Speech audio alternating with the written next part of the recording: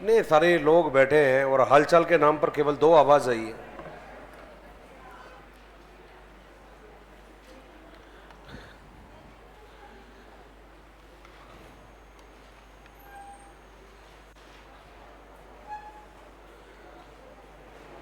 कल लास्ट में हम लोगों ने शायद प्रदर्शन विधि को पढ़ा था मेरे ख्याल से, और कल आपने व्याख्यान भी कंप्लीट कर ली थी, प्रदर्शन आपने कंप्लीट कर ली थी, अनुसंधान आपने कंप्लीट कर ली थी, और प्रायोजना जो बची थी उसको भी आपने कंप्लीट कर लिया था। एक और विधि है जिसको आपने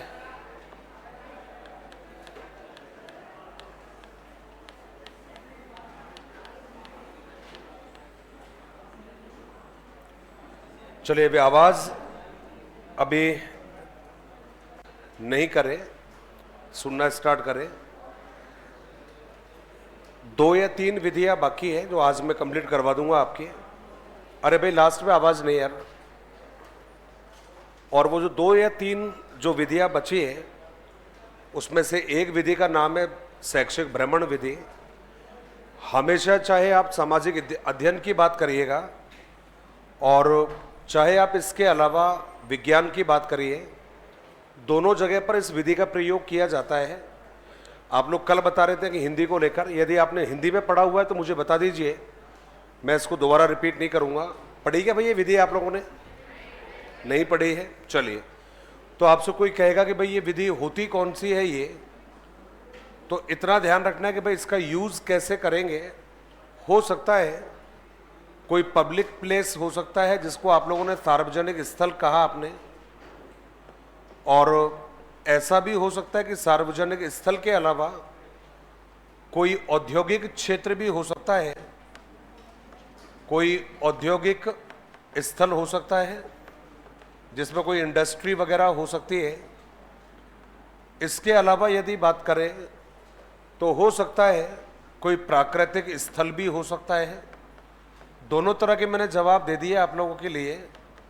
कहते हैं कि साहब जब कोई टीचर अपने बच्चों को किसी सार्वजनिक स्थल पर लेकर जाता है, सार्वजनिक स्थल का मतलब कोई पार्क वगैरह हो सकता है, चलेगा ये।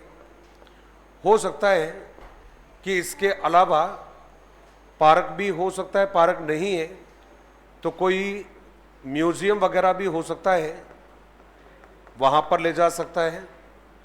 तो कोई पार्क है, कोई म्यूजियम है, कोई ऑडिटोरियम वगैरह भी हो सकता है, सभागार वगैरह भी हो सकता है, ये आपने जवाब दिया है। औद्योगिक केंद्र में आपका कोई बिजली उत्पादन केंद्र भी हो सकता है, ये भी चलेगा आप लोगों के लिए। इसके अलावा कोई परमाणु संयंत्र हो सकता है, ये भी आपका जवाब हो सकता है। और ऐसे ही कोई और भी स्थान हो सकता है, ये जवाब आपने दिया है। प्राकृतिक स्थल में आपने कहा कि भाई हो सकता है कोई नदी, झरने, तालाब, इस तरह की जगह हो सकती है। तो जब कोई टीचर अपने बच्चों को किसी सार्वजनिक स्थल पर लेकर जाता है, किसी प्राकृतिक स्थल पर लेकर जाता है, किसी औद्योगिक स्थल पर लेकर जाता है, उस विधि को कहा जाता है भ्रमण विधि। और यदि इन स्थानों पर टीचर इसलिए लेकर जा रहा है ताकि वो बच्चों को बेहतर सिखा सके, वो इसलिए लेकर जा रहा है ताकि वो अपने टॉपिक को प्रभावी रूप से समझा सके, उस विधि को आप लोगों ने नाम दे दिया है शैक्षिक भ्रमण विधि। तो कोई पूछेगा शैक्षिक भ्रमण विधि किसे कहते हैं, तो एक लाइन में जवाब दे देना कि बच्चों को सिखाने के लिए जब किसी स्थान पर का अवलोकन करने का मौका देते हो, उस विधि को कहा जाता है शैक्षिक भ्रमण विधि। 2 नाम हमेशा याद रखना, एक नाम है आपका प्रोफेसर रेने, और प्रोफेसर रेने के अलावा यदि कोई बात करेगा तो आप कह सकते हो पेस्टोलॉजी। तो ये कुछ नाम है आप लोगों के जिन्होंने इस विधि की पैरवी की है कि साहब हमें बच्चों को जितना ज़्यादा हो सके उतना अवलोकन के माध्यम से सीखने का मौका दीजिए। लेकिन इसके अलावा यदि बात करोगे तो तीसरा एक महत्वपूर्ण व्यक्ति है जिसका नाम फ्रोवेल है, और फ्रोवेल ने अपने किंडरगार्टन विधि के माध्यम से, वो किंडरगार्टन विधि जिसको आप लोगों ने बालोद्यान विधि कहा है, उस बालोद्यान विधि के माध्यम से कहा है कि भाई टीचर को जितना भी बच्चों को सिखाना होगा उतना बच्चों को प्रत्यक्ष रूप से करके सिखाइए, क्योंकि बालक प्रत्यक्ष रूप से करके जिन टॉपिकों को सीखता है वो ज्ञान बच्चों को स्थायी अनुभव देते हैं। यही कारण है फ्रोवेल ने तो टीचर को मालिक की संज्ञा दे दी है, ये आपको मालूम है। स्कूल को उसने बगीचा की कैटेगरी दे दी है, और जो बालक है उस बालक को उसने नन्हे पेड़ पौधे का नाम दे दिया है। और यही कॉन्सेप्ट इसका कहलाता है, जिसको आप लोगों ने नाम दिया है किंडरगार्टन विधि। तो छोटे छोटे पॉइंट्स में मैंने 3 जगह डिवाइड किया। शिक्षा के उद्देश्य के लिए भ्रमण का आयोजन कराना शैक्षिक भ्रमण विधि कहलाती है। प्रोफेसर रेने और पेस्टोलॉजी ने इसके विकास में योगदान दिया, और इसके अलावा योगदान माना जाता है फ्रोवेल का, जिन्होंने अपने एक मेथड दिया है जिसको आप लोगों ने नाम दिया है किंडरगार्टन विधि। तो स्टार्टिंग की 3-4 लाइनें हैं जिनको लिखेंगे, फिर उसके बाद में बात करेंगे कि भाई ये जो विधि है ये क्यों उपयोगी होती है और इसके दोष वगैरह कौन से होते हैं। तो सबसे पहले हेडिंग बनाएंगे आपका, और वो लिखेंगे शैक्षिक भ्रमण विधि। शैक्षिक भ्रमण विधि, और शैक्षिक जो भ्रमण विधि है ये आपका हेडिंग हो गया है, इंपॉर्टेंट विधि है। शैक्षिक भ्रमण विधि, इसमें लिखा है कि जब कोई टीचर या जब शिक्षक अपनी विषय वस्तु को या अपनी विषय सामग्री को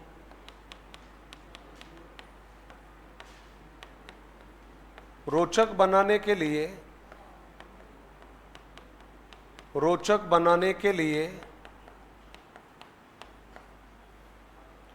तथा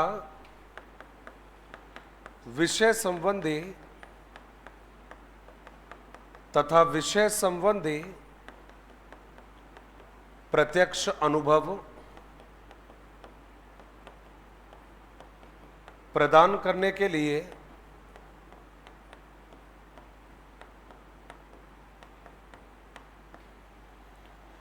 जब शिक्षक अपनी विषय सामग्री को रोचक बनाने के लिए तथा विषय संबंधी प्रत्यक्ष अनुभव प्रदान करने के लिए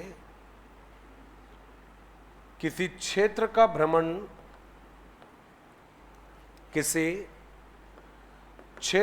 भ्रमण या अवलोकन का अवसर प्रदान करता है। अवलोकन का अवसर प्रदान करता है।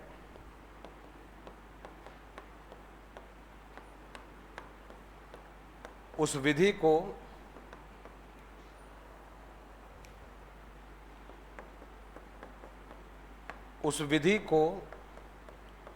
शैक्षिक भ्रमण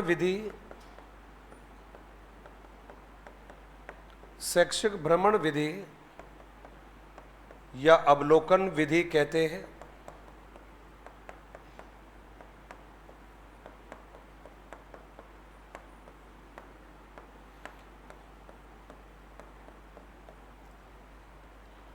नेक्स्ट लाइन में लिखेंगे इस विधि के अंतर्गत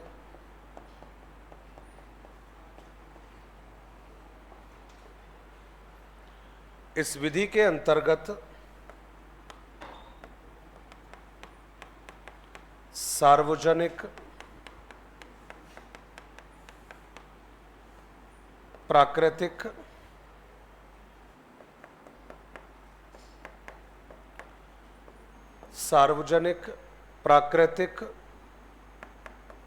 भौगोलिक तथा औद्योगिक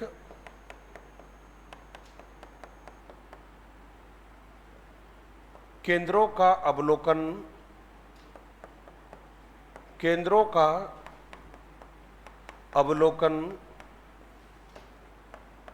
करने के अवसर दिए जाते हैं।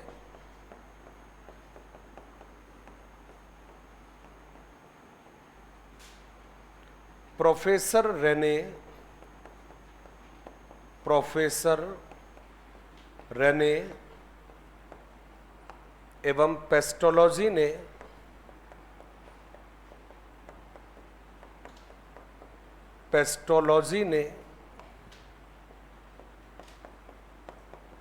इस विधि के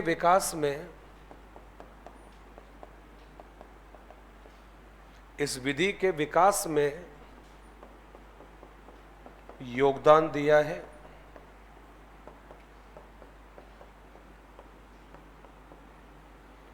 नेक्स्ट लाइन में लिखिएगा, फ्रोवेल ने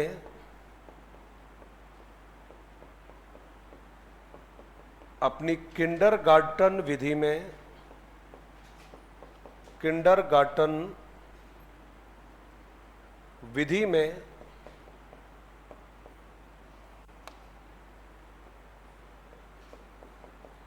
इस विधि का प्रयोग किया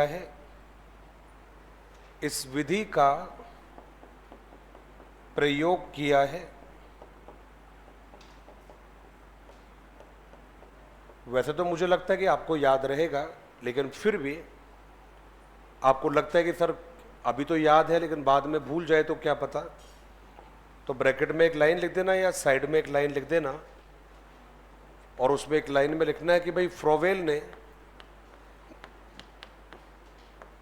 शिक्षक को माली, विद्यालय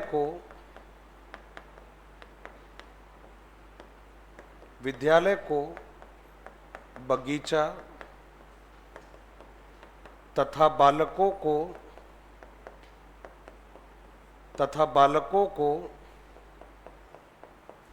पौधों की संज्ञा दी है। आजकल तो क्या कह रहा, पढ़ाई लिखाई लोग ज़्यादा करना स्टार्ट कर दिया, इसलिए तो थोड़ा कॉमन हो गया है ये। वरना एक समय ये था कि बहुत ज़्यादा परीक्षा में पूछा जाता था कि कौन टीचर को माली कह रहा है, विद्यालय को बगीचा कह रहा है और बालक को पेड़ पौधे कह रहे हैं। तो फ्रोवेल है, कौन सी विधि में कहा है, तो विधि का नाम आपको याद है, वो विधि रहेगी आपकी, जी हाँ, किंडरगार्टन का जो हिंदी का नाम है वो रहेगा बालोद्यान विधि। तो हिंदी में इसको बालोद्यान कहते हैं। और दरअसल में देखा जाए किंडरगार्टन क्या है, बालोद्यान क्या है, छोटे बच्चों के स्कूल। तो छोटे बच्चों के स्कूल जिनको आज आप कहते हो प्ले ग्रुप स्कूल कहते हो, उन प्ले ग्रुप स्कूल को फ्रोवेल ने क्या नाम दिया था, तो जवाब है आपका बालोद्यान, और इंग्लिश में नाम दिया था किंडरगार्टन। बड़े अच्छे विद्वान मैं मानता हूं उन लोगों को, क्या जोरदार इन्होंने कॉन्सेप्ट दिया है। कह रहे हैं कि भाई जिस तरह से एक माली अपने बगीचे में अपने छोटे छोटे पेड़ पौधों की देखभाल करता है, उनका पोषण करता है, उसी तरह से टीचर को भी अपने स्कूल में अपने छोटे बच्चों की देखभाल करनी चाहिए और उनके विकास में योगदान देना चाहिए। इसलिए इनकी कंपैरिजन इसके द्वारा कर दी गई है। सर लिख लिया आप लोगों ने, ये लिखा या नहीं लिखा? अभी लिख लेते, कोई दिक्कत नहीं है।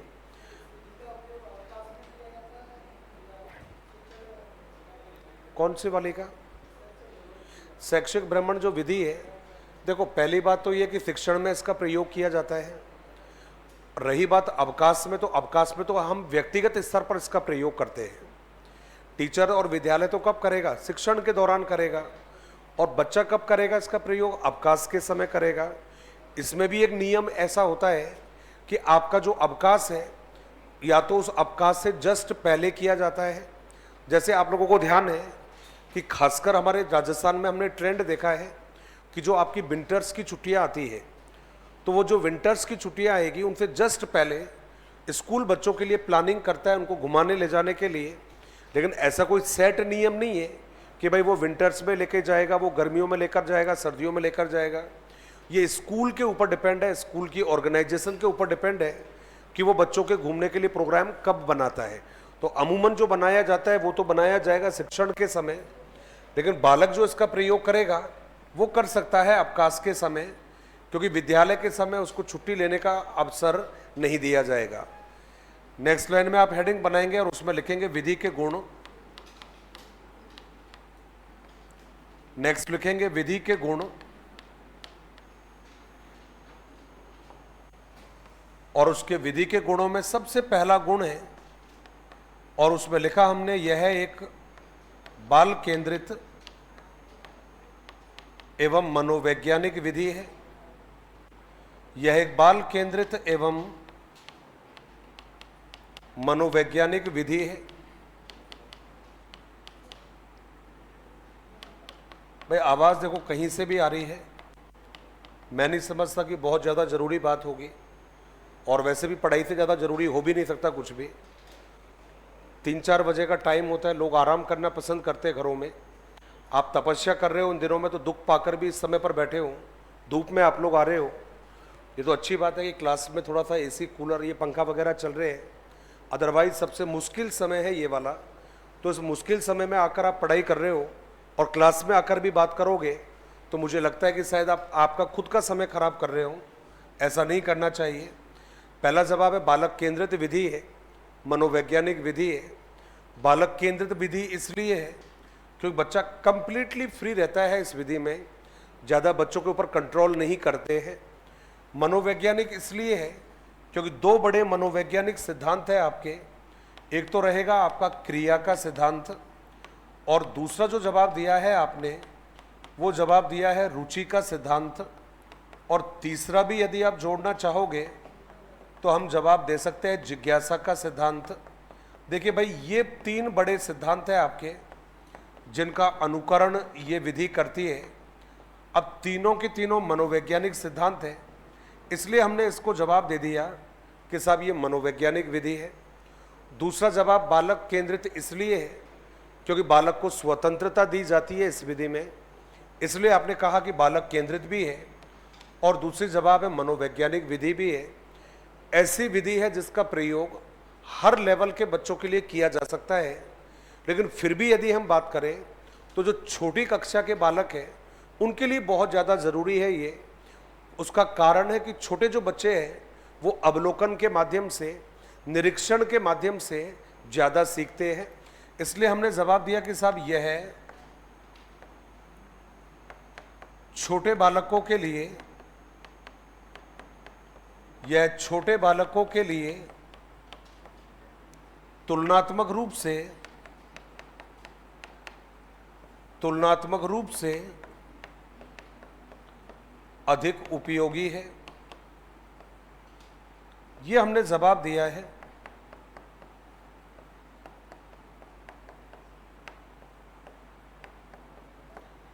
यह छोटे बालकों के लिए तुलनात्मक रूप से ज़्यादा उपयोगी है। यूज तो आप हर क्लास में कर सकते हो, लेकिन कौन सी क्लास के लिए ज़्यादा उपयोगी है? तो आपने जवाब दिया कि जो छोटी क्लास के बच्चे हैं उनके लिए ज़्यादा उपयोगी है। ये आपने जवाब दिया है।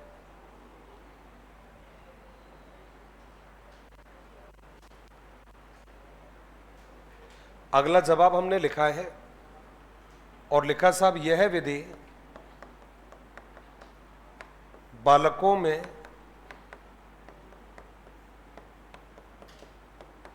विषय संबंधी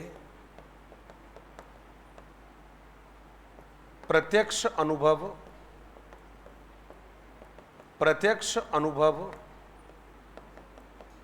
प्रदान करती है।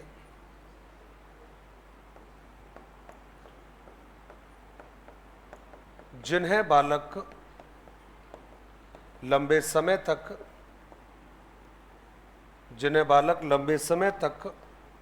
स्मरण रखता है, लंबे समय तक स्मरण रखता है। यदि बचपन में आप लोग इस विधि के द्वारा सीखने का मौका दिया होगा, और चलो विधि के द्वारा नहीं भी दिया है तो भी जाने दो, आप कहीं पर भी घूमने फिरने गए होंगे, कभी पिकनिक पर गए होंगे, खुद के लेवल पर गए होंगे, परिवार के साथ गए होंगे या स्कूल के साथ गए होंगे, वहाँ के अनुभव आज भी आपके दिमाग में होंगे, क्योंकि हम इन चीज़ों को जल्दी से भूलते नहीं हैं। ये हमने देखा है। हो सकता है कोई टेम्पल वगैरह गए होंगे, हो सकता है किसी हॉस्पिटल का आपने विजिट किया होगा, हो सकता है किसी हिल स्टेशन पर आप लोग गए होंगे, तो जहाँ पर भी गए हो, जहाँ पर भी घूम के आए हो, उन चीज़ों को आपने जल्दी से नहीं भूला है, ये आपने जवाब दिया है। अगला जवाब हमने यहाँ पर रखा है इस विधि के बारे में, और लिखा आप लोगों ने, यह विधि बालकों में, यह विधि बालकों में निरीक्षण। अब कई बार क्या होता है कि निरीक्षण नहीं दिया, कोई दिक्कत नहीं है, अवलोकन दे सकता है। शब्द दोनों एक ही यूज में होगा, पैरेलल यूज करेंगे। मैंने दोनों शब्द मेंशन किया है। मैंने लिखा है कि यह विधि बालकों में निरीक्षण कौमा अवलोकन, कौमा करके मैंने लिखा है विश्लेषण, कौमा करके लिखा है रचनात्मकता, रचनात्मकता, कौमा करके लिखा है सौंदर्य बोध, सौंदर्य बोध जैसे गुणों का विकास करती है। रचनात्मकता सौंदर्य बोध जैसे गुणों का विकास करती है, ये हमने जवाब दिया है।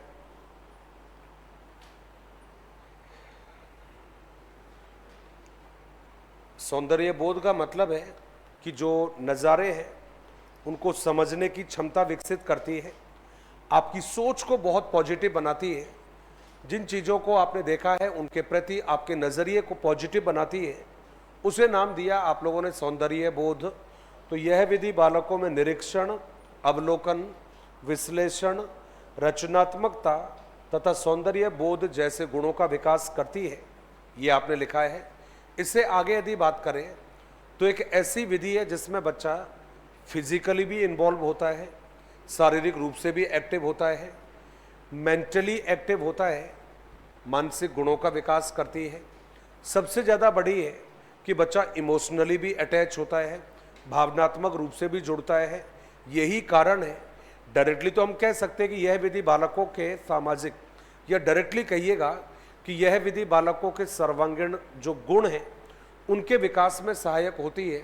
फिजिकल एक्टिविटी करता है, बच्चे को भागते हुए देखा होगा आप लोगों ने, हिल स्टेशन पर गए हैं तो बच्चों को दौड़ते हुए आप लोगों ने देखा होगा, कहीं स्नोफॉल हो रखा है वहाँ देखा होगा तो बर्फबारी में बच्चों को खेलते हुए देखा होगा, कहीं पर ज़्यादा पेड़ पौधे हैं तो वहाँ पर आप लोगों ने बच्चों को उछल कूद करते देखा होगा।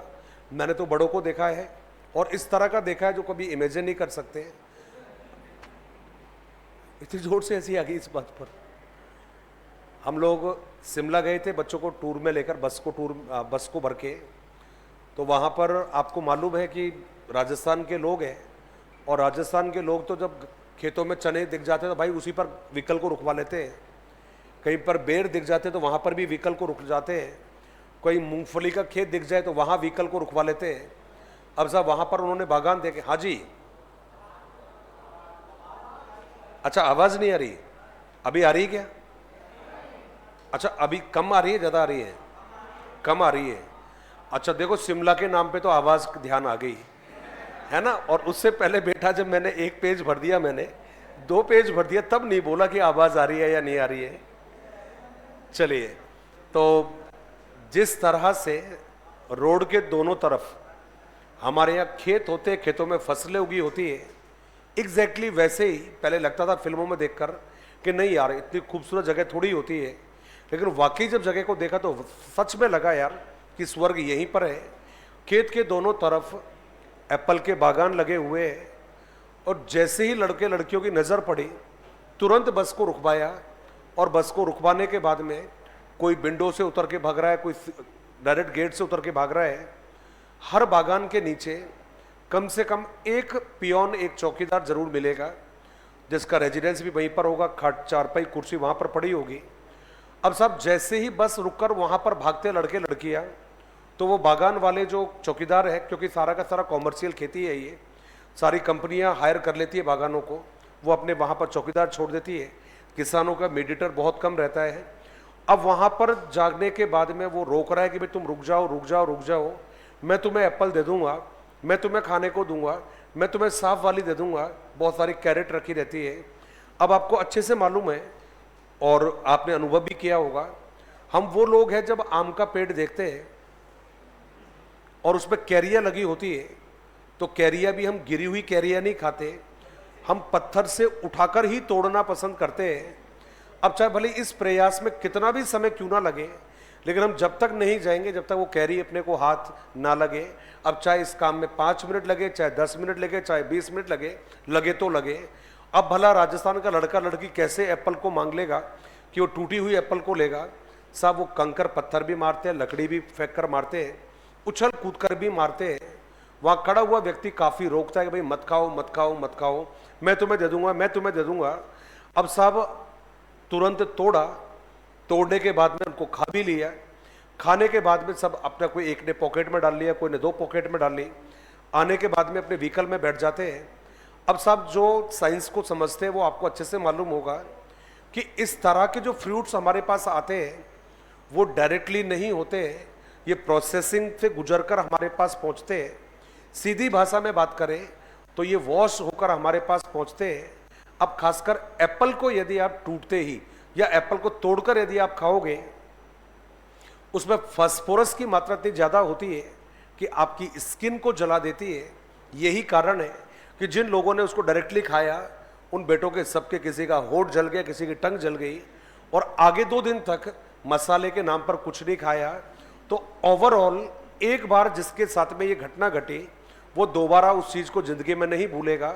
यही बात यहाँ पर कहा है कि साहब ये एक ऐसी विधि है जो बच्चों में सौंदर्य बोध का तो विकास करती ही है, रचनात्मक के गुणों का भी करती है, अवलोकन जैसे गुणों का भी करेगी, विश्लेषण जैसे गुणों का करेगी, और सबसे बड़ी बात है कि जो भी सीखेगा वो नॉलेज उसका बहुत लंबे समय तक याद रहेगा।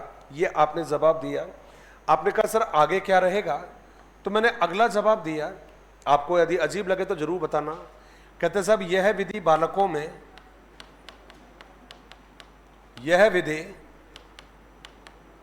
बालकों में एक तरफ आपने लिखा है सामाजिकता,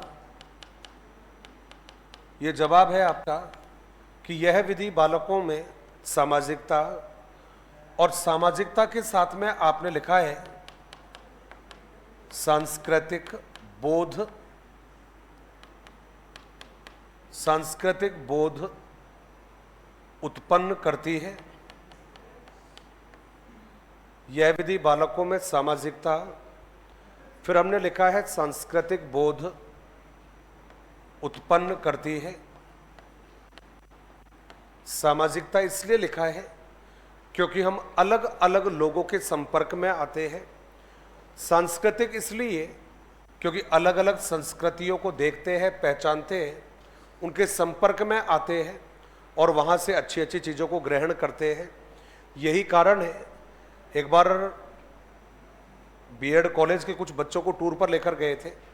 आप तो बहुत अच्छे हो और बहुत, मैं कहता हूँ, समझदार भी हो, सीधे साधे भी रहे हो, ऐसी लड़ाई आपने नहीं लड़ी होगी, ऐसा माहौल भी आप लोगों ने नहीं देखा होगा। पूरा बीएड कॉलेज में 2 ही तरह के सेक्शन थे।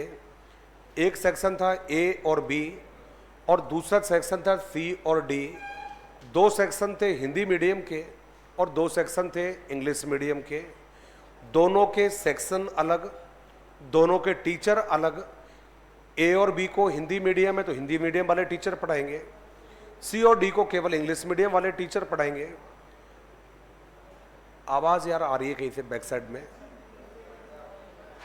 हाँ जी, तो पर्ची तो आ जाएगी यार, भेज देना यार। अब से काम करना, खैर वैसे खैर क्लास मेरी कम बची है, पर्ची मत लेना कोई भी, जिसकी पर्ची होगी वो खुद आकर दे देगा। वो बात ठीक है ना भाई, जिसकी पर्ची होगी वो खुद आकर दे देगा वो, क्योंकि उसकी पर्सनल क्वेरी है, पर्ची को चारों तरफ नचाएगा वो। उसके बाद में फिर लोग हंसते भी है, देखते भी, पर्ची में कुछ अजीब सा लिख दिया है तो बेहतर ये रहेगा अपनी पर्ची को खुद आगे दे दे वो, या भैया की तरफ इशारा करेंगे इधर, ताकि वो पर्ची आपकी ले लेंगे, लेकिन उसको ऐसे नहीं घुमाना है फिर। तो चलिए लिखते हैं फिर आगे। और नेक्स्ट लिखा हम लोगों ने,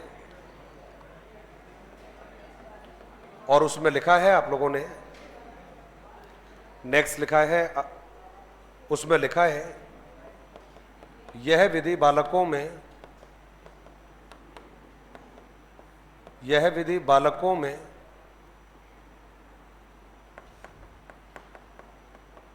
विभिन्न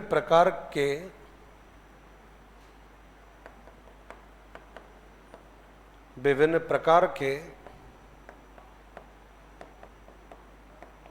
कौशलों का विकास करती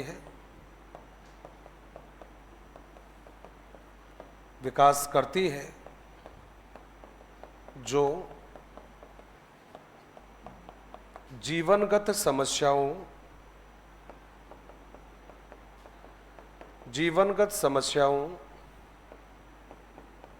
के समाधान में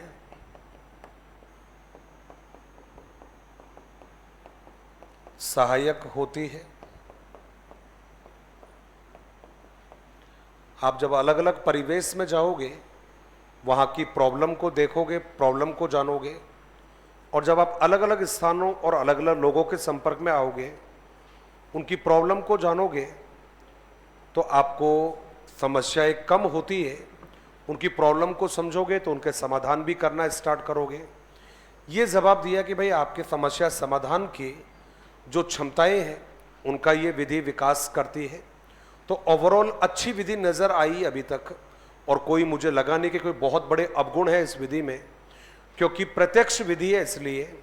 लेकिन इन सब के बावजूद भी इस विधि की कुछ हद तक आलोचना की जाती है, और जो कुछ हद तक आलोचना की गई है वो क्या आलोचना है।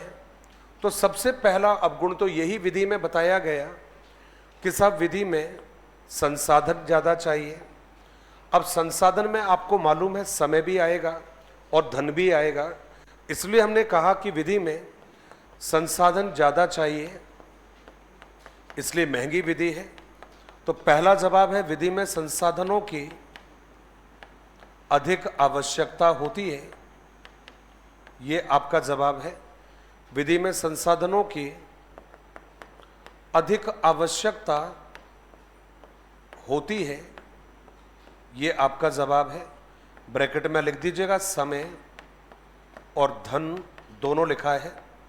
एक समय वो था जब 100 रुपये में काम चल जाता था, 100 रुपये में बच्चों को लेकर चले जाते थे आसपास कोई पार्क वार्क दिखाने के लिए, और 100 रुपये में दिखाने के बाद में उसको कुरकुरे भी खिला दिए, कोल्ड ड्रिंक भी खिला दिए, घुमाकर भी लेकर आ गए। और आज आपको मालूम है 1000 रुपये में भी बात नहीं बनती है। इसका मतलब कहीं ना कहीं ये महंगी विधि है, और आपको मालूम है कि साहब पैसों की दिक्कत आती है, इसलिए हमने जवाब दिया कि साहब महंगी और खर्चीली विधि है। ये वाला जो पॉइंट अभी लिखवा रहा हूँ, ये मैंने पिछले पुराने पेपरों में कई जगह देखा है, अलग अलग सब्जेक्टों में भी देखा है। तो वो आप कहोगे सर कौन सा? कहते हैं कि साहब यह विधि मनोरंजन प्रदान करती है, इसलिए सीखने का काम गौण हो जाता है और समय बर्बाद प्रमुख रूप से होता है। मतलब सिखाने का काम कम होता है और मनोरंजन का काम ज़्यादा हो जाता है। इसलिए बच्चा क्या करता है, भ्रमण का मतलब उसके दिमाग में एक लाइन आ जाती है कि मौज मस्ती करनी है, वो सीखने के लिए तत्पर होता ही नहीं है। तो हमने लिखा है साहब विधि में, यह विधि मनोरंजन पर आधारित होती है, मनोरंजन पर आधारित होती है, इसलिए सीखने का काम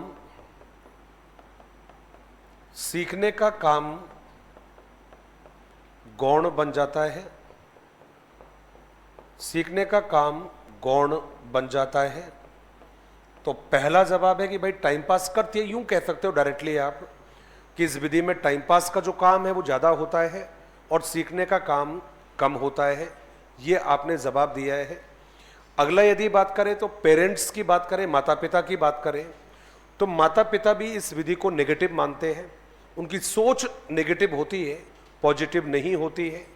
अब नेगेटिव क्यों नहीं होती है, तो उसके पीछे बड़ा कारण ये है कि उनका ये मानना है कि भला घूमने फिरने से कोई सीखता है क्या?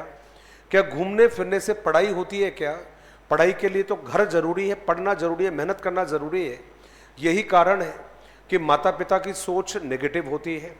और नेगेटिव का एक कारण तो ये कि समय बर्बाद होता है, और दूसरा कारण ये है कि साहब माता पिता का ये मानना है कि भ्रमण के समय दुर्घटनाएं ज़्यादा देखने को मिलती है, और उन्हीं दुर्घटनाओं के कारण माता पिता अपने बच्चों को इस विधि के माध्यम से बाहर भेजते समय डरने का काम करते हैं। हर साल अखबारों में आती है, टेलीविज़न पर आती है कि भाई पिकनिक पर जाते समय बस दुर्घटनाग्रस्त हो गई है, बस खराब हो गई है, बच्चों को चोट आई है। मानते हैं इस बात को कि दुर्घटना कभी भी घटित हो सकती है, लेकिन इस समय पर जो घटनाएं घटती है वो बड़े जोर से आती है।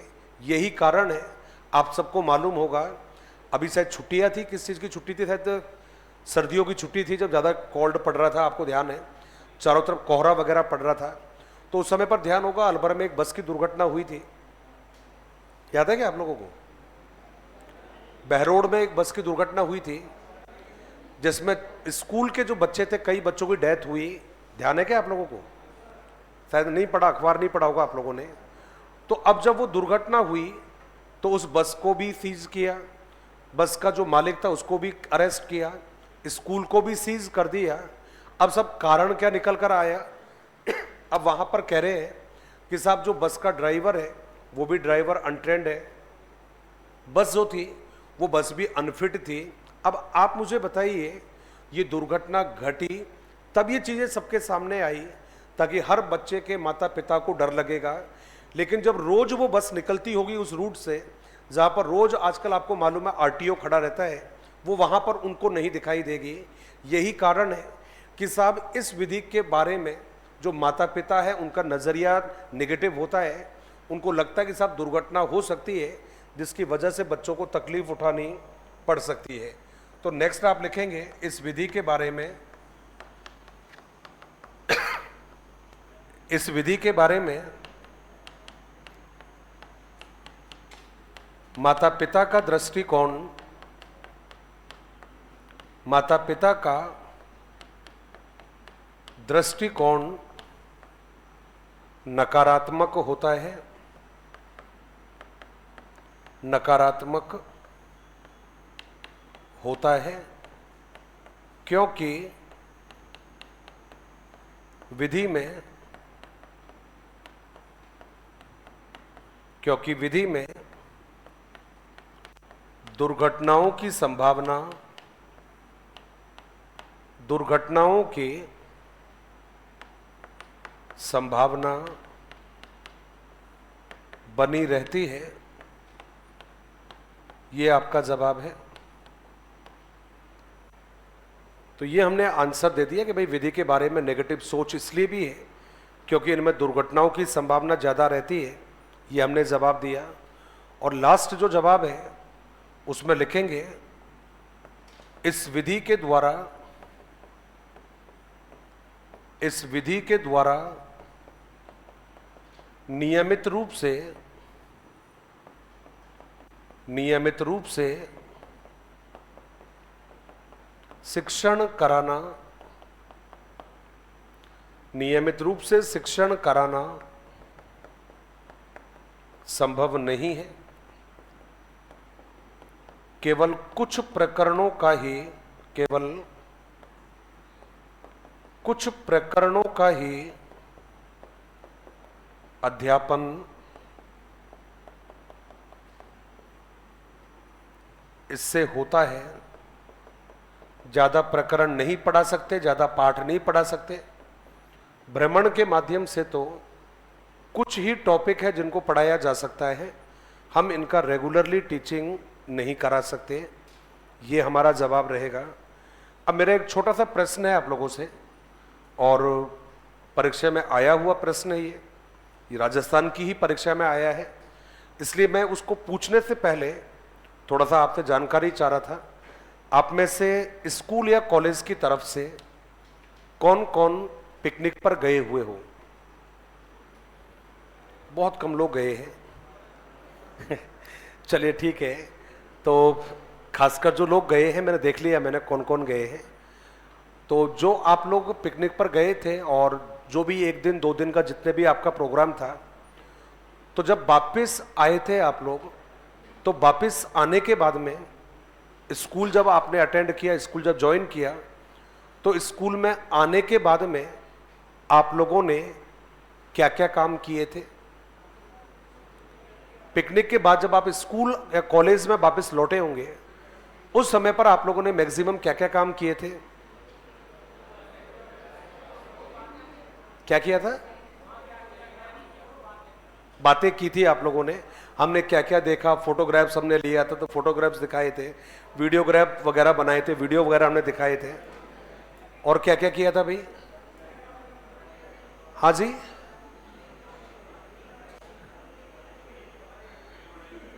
रील बनाई थी। अरे वाह, तो रील बनाई तो वो रील दिखाई होगी सबको फिर, है ना? चलो अच्छा, वेरी गुड। इसके अलावा और कुछ? हाँ जी, एक मिनट, क्या कह रहे थे आप?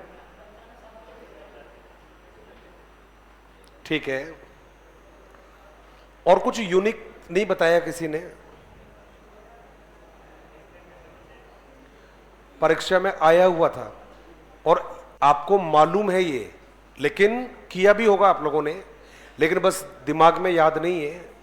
जब भ्रमण कार्यक्रम समाप्त होता है, उसकी समाप्ति के बाद में एक निश्चित समय के अंदर अंदर भ्रमण के समय के जो अनुभव है, उन अनुभवों को एक रिपोर्ट बनाकर प्रस्तुत करना चाहिए, और उसी को कहा जाता है अनुवर्ती कार्यक्रम।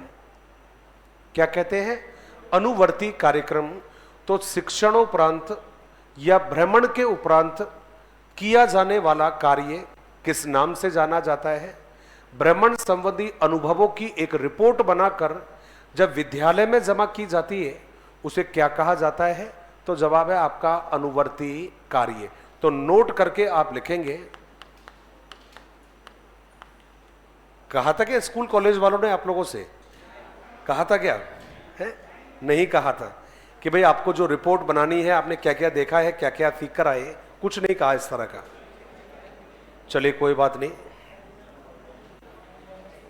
और नेक्स्ट जवाब लिया है आपने, कहते साहब भ्रमणोपरांत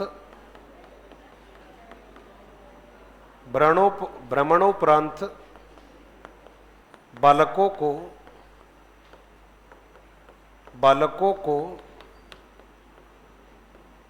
अपने भ्रमण संबंधी अनुभवों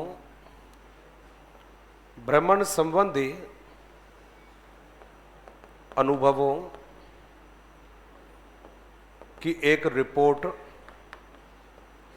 अपने भ्रमण संबंधी अनुभवों की एक रिपोर्ट बनानी होती है, एक रिपोर्ट बनानी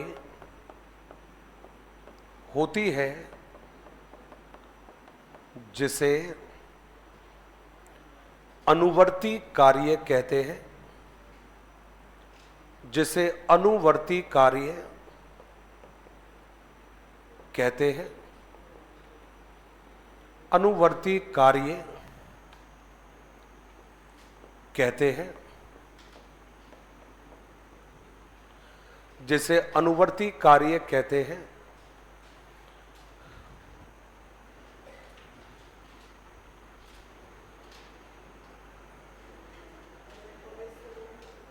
हाँ जी, फीडबैक तो नहीं कह सकते इसको। हाँ, वो आप दे सकते हो उसमें, है ना, लेकिन वो जो नाम जो उसको दिया गया है ना टेक्निकली, वो रहेगा अनुवर्ती कार्य। जो इसका नाम जो है वो है अनुवर्ती कार्य।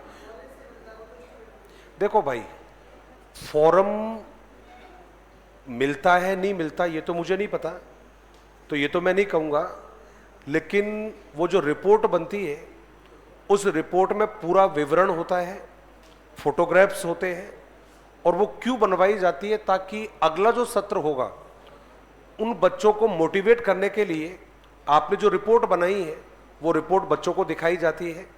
तो फॉरम होता है, क्या पता नहीं उसमें ऑब्जेक्टिव होता है, क्या होता है नहीं पता मेरे को, लेकिन ये पूरी की पूरी एक रिपोर्ट बनती है। जब आप यहाँ से जाते हो, वहाँ से लेकर जब आप वापस आते हो वहाँ तक के जितने भी अनुभव है, जितनी भी घटनाएं रही है, जितने भी आपके अनुभव रहे, उन सबको मेंशन करना होता है और उसको नाम क्या दिया जाता है, अनुवर्ती कार्य। अब ये फॉर्म स्कूल देता है नहीं देता वो पता नहीं मेरे को, लेकिन इसको नाम क्या दिया गया है, अनुवर्ती कार्य। आप लोग घूमने फिरने के शौकीन हो या नहीं हो भाई? कौन कौन है जरा बताना हाथ खड़े करके एक बार। शक्ल से तो ना लग रहे कोई भी, है ना, शक्ल से तो ना लग रहे कोई भी। अरे वाह, तो आज तक कहां कहां घूमे भाई आप लोग?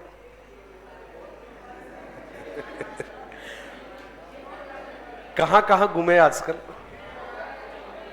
नहीं नहीं, मैं अभी तो मैं जैसे मैं यहां की बात कर रहा हूं, यहां आने के बाद में आप जहां रह रहे हो वहां से लेकर इंस्टीट्यूट, और इंस्टीट्यूट से लेकर जहां रहते हो वहां तक। हाँ अच्छा, जूडियो, अरे वाह यार, अरे वाह यार, बहुत अच्छी अच्छी जगह घूमी आप लोगों ने। एक कभी है शायद, आप लोगों ने पढ़ा होगा आप लोगों ने। अच्छा, सब्जी मंडी भी घूमी है, अरे वाह यार, वो तो बड़ी गजब की जगह ढूंढी है आप लोगों ने। हाँ जी, आज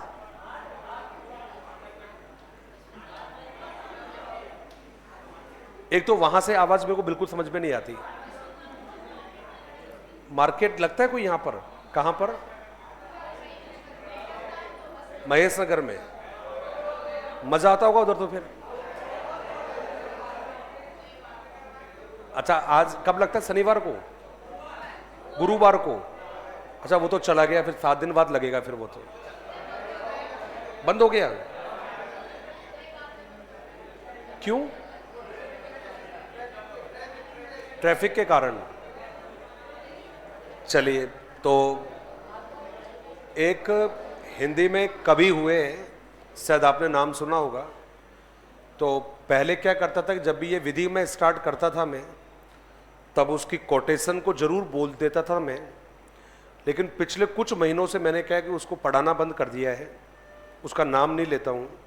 अब चूंकि विधि मैंने कंप्लीट कर ली तो मैं अब तो बोल देता हूँ, कोई बड़ी बात नहीं है। तो उसने नाम सुना होगा, राकेश मोहन का नाम सुना होगा आप लोगों ने, मोहन राकेश कहते हैं उनको, सुना होगा, देखा भी होगा उनको। वो हिंदुस्तान का यंगेस्ट पोइट रहा है, जिसने अपना जितना भी कविताएं लिखी है वो सारा का सारा उसने यात्राओं के ऊपर ही लिखा है। सारा यूरोप, इंडिया, एशिया, जो जितने भी ओशियंस है आपके, वो सारे घूमे हुए हैं, और घूमते घूमते जो भी अनुभव मिले उसको लिख दिया।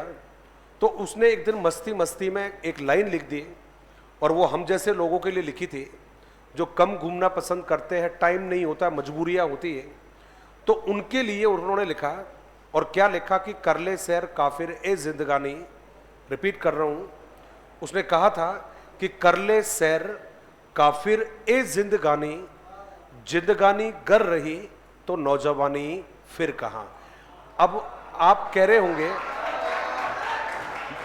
वाह वाह वाली बात ये नहीं है, वाह वाली बात तो अब बता रहा हूं मैं। तो आपने पूछना था मेरे से कि सर ये आप अब क्यों नहीं सुनाते ये, तो भाई मैंने जिन जिन क्लासों में ये सुनाया, मालूम चला कि उन क्लासों में लड़कियां 15-15 दिनों तक अपने घर ही नहीं पहुंची थी। वो मतलब उनके दिल को इतनी छू गई वो कभी था कि उनके पेरेंट्स घर तक आ गए, तो उनके पेरेंट्स तक घर पर पहुंच गए, इंस्टीट्यूट पहुंच गए कि साहब इस नाम की कोई लड़की पढ़ती है या नहीं पढ़ती है। तो चूंकि आपकी तो अटेंडेंस रेगुलर होती है नहीं होती है भी, तो रेगुलर अटेंडेंस से मालूम चला कि 15 दिन से साहब मोहतरमा क्लास लेने नहीं आई, और जिस घर पर पहुंचे तो वहां मालूम चला कि वो पीजीबी कितने दिनों तक नहीं गई है, 15 दिनों तक नहीं गई है। तो साहब मेरी समझ में आ गया कि मैं किसी को भी घूमने फिरने के लिए मोटिवेट नहीं करूंगा, क्योंकि बिना मोटिवेट किए ये हाल हो रहा है, और ज्यादा मोटिवेट हो गए तो आप समझ सकते हो हाल क्या होगा।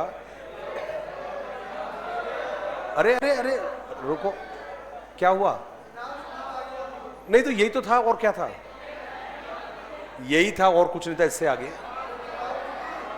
अरे यही था ना, और कुछ था ही नहीं। अच्छा, जो होगा उसको ब्रेक के बाद सुनाऊंगा फिर मैं। ब्रेक का मतलब अगली क्लास में नहीं। अब सच्चाई तो यह कि कुछ है ही नहीं। यही तो था, ये कर ले सैर काफिर जिंदगानी, जिंदगानी गर रही तो नौजवानी फिर कहा। उसने कहा था कि वो लोग काफिर होते हैं जो घूमने फिरने के शौकीन नहीं होते हैं। काफिर उसको कहा जाता है जो नियम विरुद्ध, धर्म विरुद्ध काम करता है, उसको काफिर कहा है। तो उसने कह दिया कि भाई कर ले सर, काफिर है जिंदगानी, जिंदगानी कर रही तो नौजवानी फिर कहाँ। यही कारण है हम लोग बार बार कहते हैं कि अभी बहुत समय है, कल चलेंगे, परसों चलेंगे, 6 महीने बाद करेंगे, 2 महीने बाद ये काम करेंगे। तो उसने कहा कि भाई आपका जिंदगी लंबी हो सकती है, लेकिन आप जिस रूप में हो, जिस अवस्था में हो, ये अवस्था ज़्यादा दिनों तक रहने वाली नहीं है। यही कारण है, इतना सुनने के बाद में कई लड़के लड़कियां क्लास में से ही अपना बैग उठाते हैं और कहकर जाते हैं कि सर बाय, बोला हम काफिर नहीं है। चलिए चलिए चलिए, तो ये जवाब था आपका। एक विधि थी जिसको आपने नाम दिया था शैक्षिक भ्रमण विधि। अब हमने जवाब दिया कि ठीक है, ये विधि अच्छी विधि थी, छोटी विधि है, संक्षिप्त विधि है, लेकिन काम आता है। पिछला जो आपका रीट गया था उसमें ये प्रश्न था आपका भ्रमण विधि, और जरा ध्यान से सुन लीजिएगा। ये जो भ्रमण विधि है इसे हमने किस कैटेगरी में रखा है, तो वो कैटेगरी आपको ध्यान रखनी है कि या तो इसको कहिएगा प्रक्रियात्मक, कहिएगा कि साहब ये जो विधि है आपकी ये प्रक्रियात्मक विधि होती है, और जो प्रक्रियात्मक है उसी को नाम दिया है आपने क्रियात्मक भी कहा है। तो दोनों नाम आपको ध्यान रखने हैं कि भ्रमण विधि को प्रक्रियात्मक विधि भी कहा जाता है और इस विधि को क्या कहा जाता है, क्रियात्मक विधि भी कहा जाता है, क्योंकि इसमें बालक क्रियाशील रहता है, ना कि बच्चा इसमें निष्क्रिय रहता है। तो प्रश्न आया हुआ था कि निम्न में से कौन सी क्रियात्मक या प्रक्रियात्मक विधि का उदाहरण है, तो आपका जवाब क्या रहेगा, भ्रमण विधि। ये लास्ट में आप ऐड कर देना कि साहब भ्रमण विधि एक प्रक्रियात्मक या क्रियात्मक विधि है।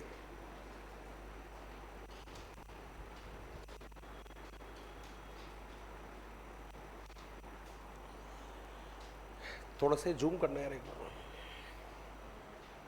विज्ञान आपने लिखा है भ्रमण विधि,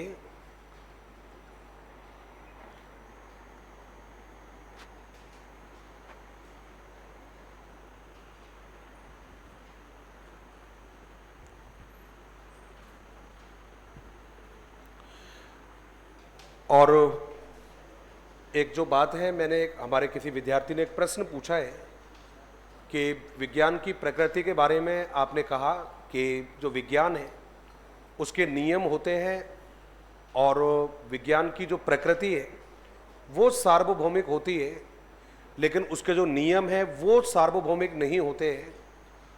इस बात को ऐसे भी कहा जा सकता है कि विज्ञान के अपने नियम होते हैं, सबको मालूम है, और जो विज्ञान के नियम हैं ये सर्वत्र होते हैं। चाहे आप गति के नियम की बात कर लेना, चाहे आप बात कर लेना वेलोसिटी के बारे में बात कर लेना, ग्रेविटी के बारे में बात कर लेना, स्पीड के बारे में बात कर लेना, एनर्जी के बारे में बात कर लेना, प्रेशर के बारे में बात कर लेना, ये सारे नियम हैं और ये नियम सब जगह एक जैसे ही होते हैं।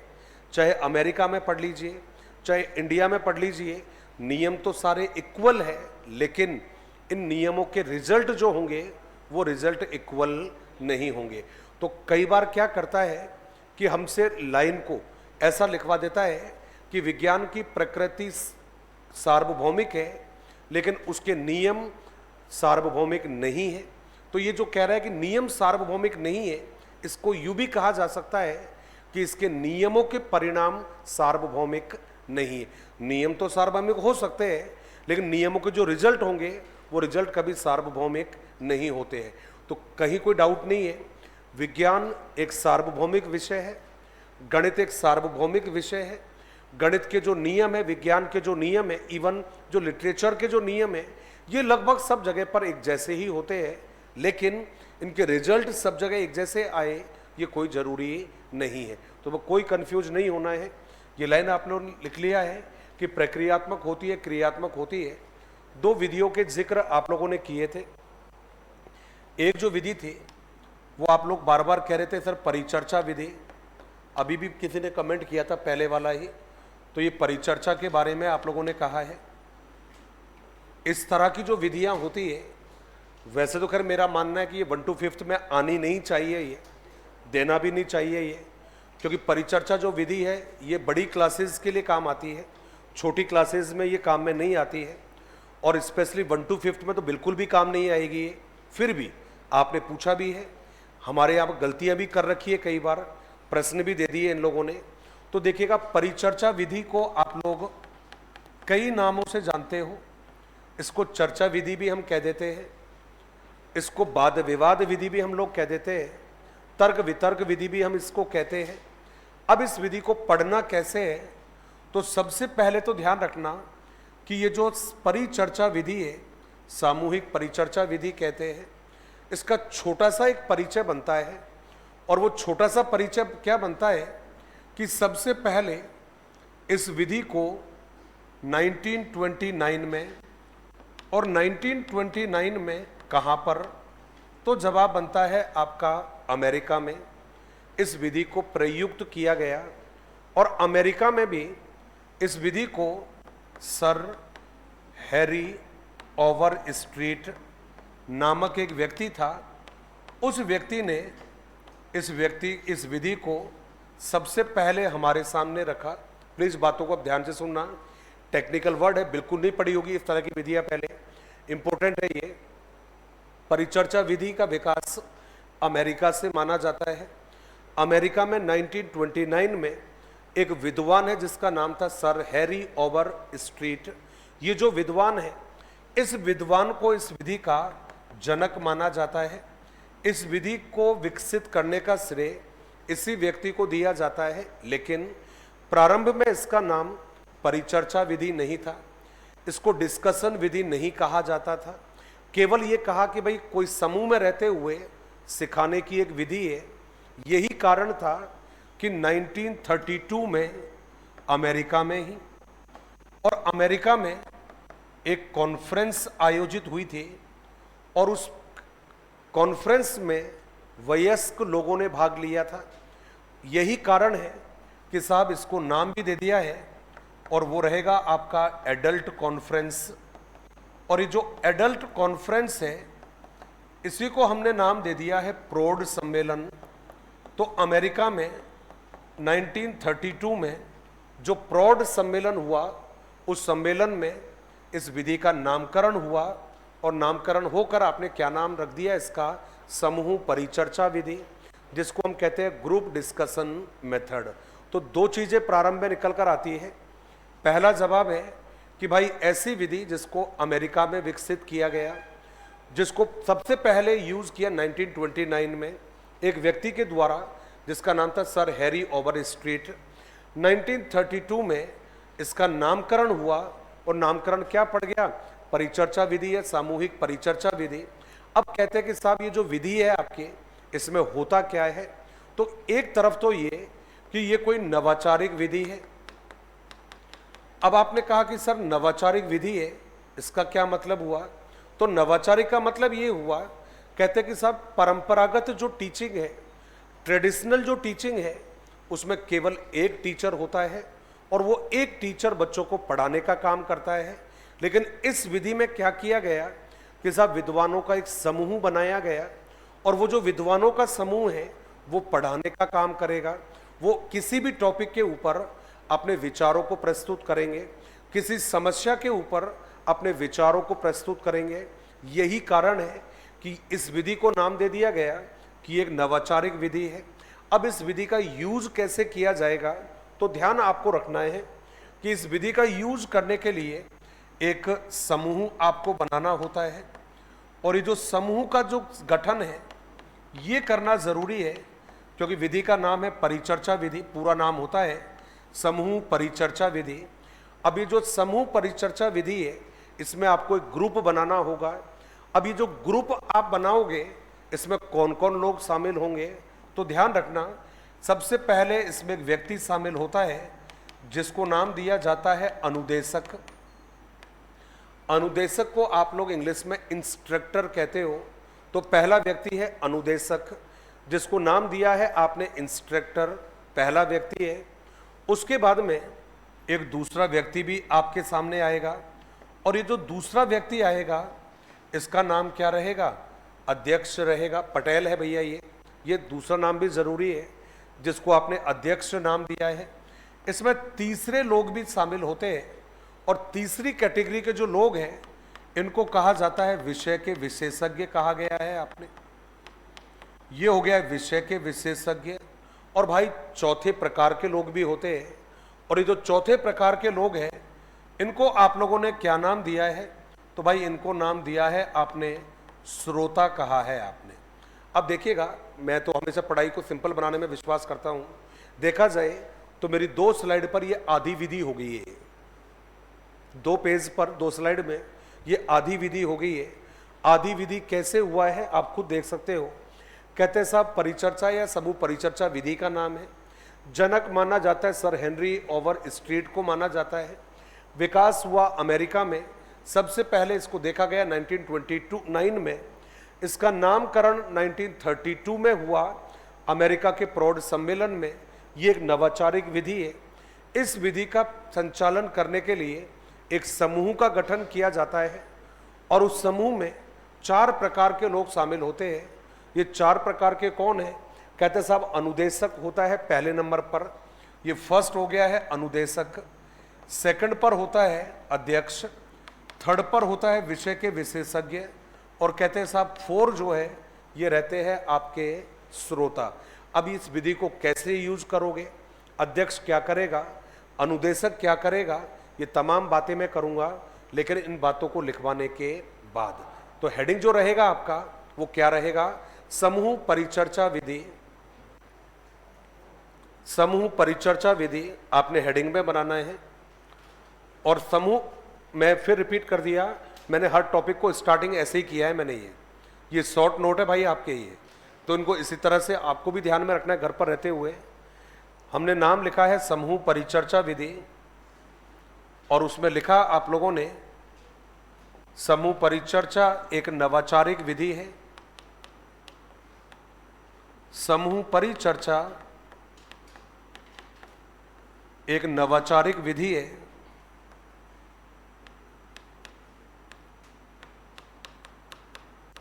नवाचारिक का मतलब है पुरानी विधि नहीं है, नई विधि है ये। तो हमने जवाब दिया कि भाई ये एक नवाचारिक विधि है जो परंपरागत शिक्षण प्रणाली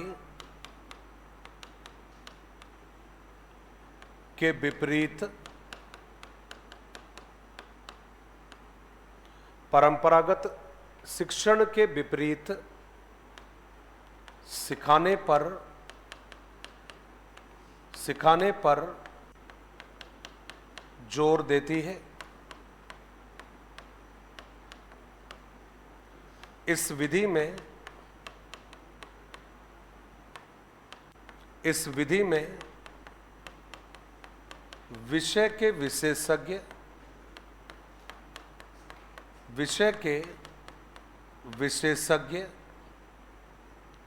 किसी निर्धारित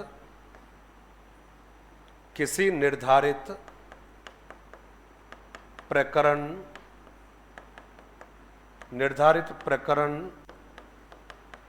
कौमा समस्या के समाधान के लिए पारस्परिक रूप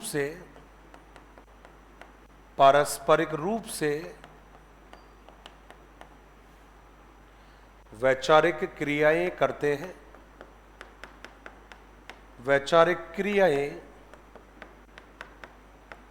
करते हैं।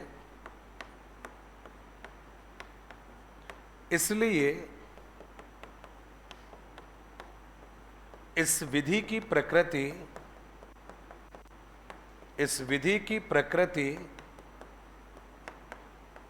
समस्या समाधान के लिए, इस विधि की प्रकृति समस्या समाधान के लिए उपयुक्त मानी जाती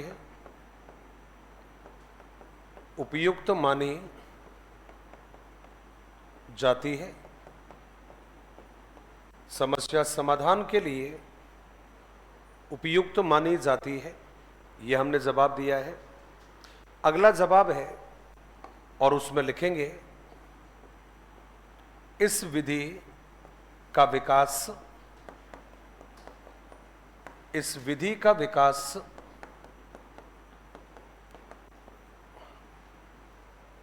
अमेरिका में sir Harry over street, sir Harry over street, sir Harry over street comma करके 1929 के प्रयासों से माना जाता है, के प्रयासों से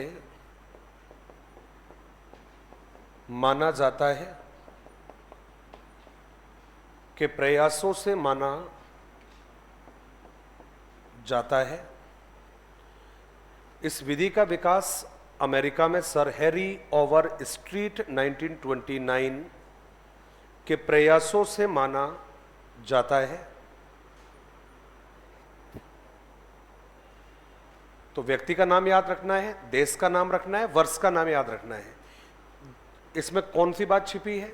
समस्या समाधान की विधि है और नवीन विधि है, पुरानी विधि नहीं है।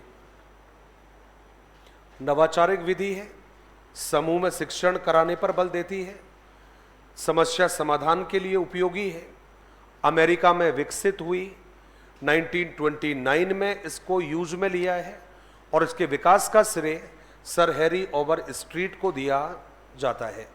अब हम नेक्स्ट लाइन में लिखेंगे और नेक्स्ट लाइन में हमें बताना है कि इस विधि का जो नामकरण है वो कब हुआ था। 1932 में हुआ था, अमेरिका में हुआ था, एक प्रौढ़ सम्मेलन में हुआ था और वहीं से इसको नाम दे दिया गया था समूह परिचर्चा विधि। तो हम नेक्स्ट लाइन में लिखेंगे, चलेंगे भाई नेक्स्ट लाइन में।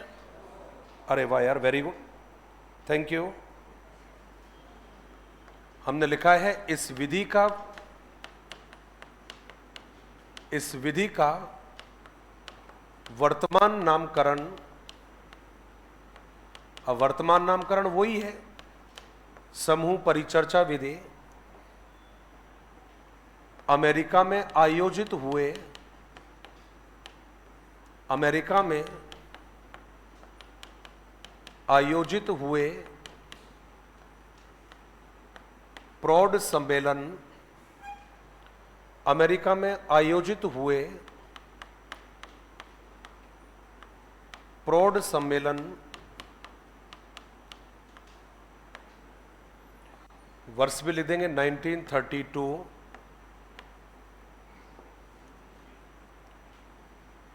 में हुआ।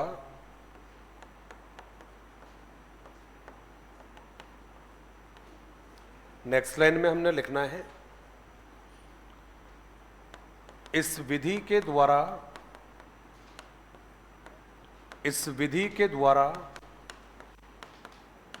शिक्षण कराने के लिए, इस विधि के द्वारा शिक्षण कराने के लिए एक पैनल कॉमा करके लिख सकते हो समूह का गठन किया जाता है, का गठन किया जाता है, जिसमें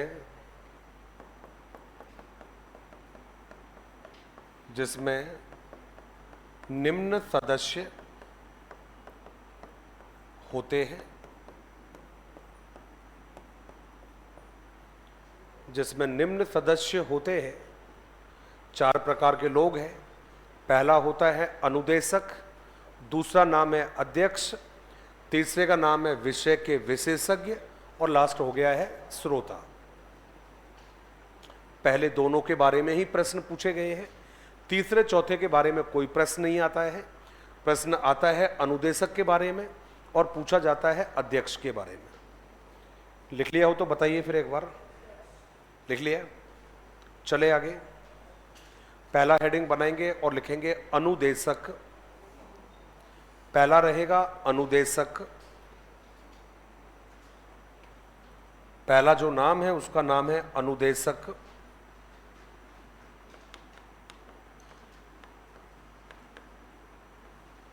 पहला नाम है अनुदेशक और लिखेंगे भाई यह पैनल का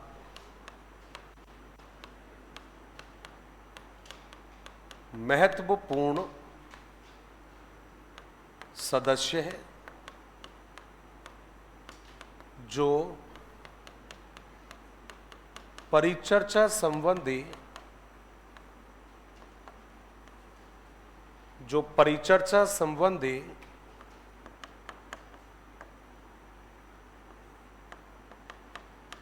समस्त प्रकार के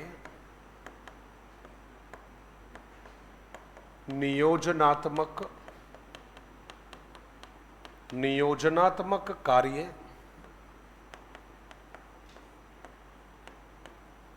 करता है, जैसे सदस्यों का चयन, विषय का चयन, स्थान का चयन, उद्देश्यों का निर्धारण,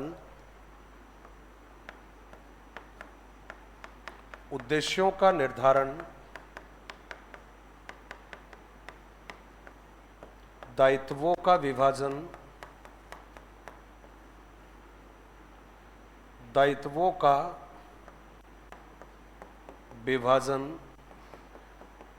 विभाजन का मतलब है कौन कौन से काम को करेगा, ये निर्धारित किया गया है। अनुदेशक कौन होता है? देखो भाई, अनुदेशक जो है विद्यालय का कोई शिक्षक हो सकता है। अमूमन विद्यालय का जो वरिष्ठ टीचर होता है उसको लगाया जाता है। अब वरिष्ठ टीचर में सीनियर टीचर भी हो सकता है और आपका जो स्कूल का कोई विभाग है उस विभाग का अध्यक्ष भी हो सकता है और आपके संस्था का प्रधान भी हो सकता है। तो उसके लिए एक ही नाम है, विद्यालय का वरिष्ठ टीचर। विद्यालय का वरिष्ठतम टीचर होता है। नेक्स्ट लाइन में लिखा है साहब इसकी संख्या 1 होती है।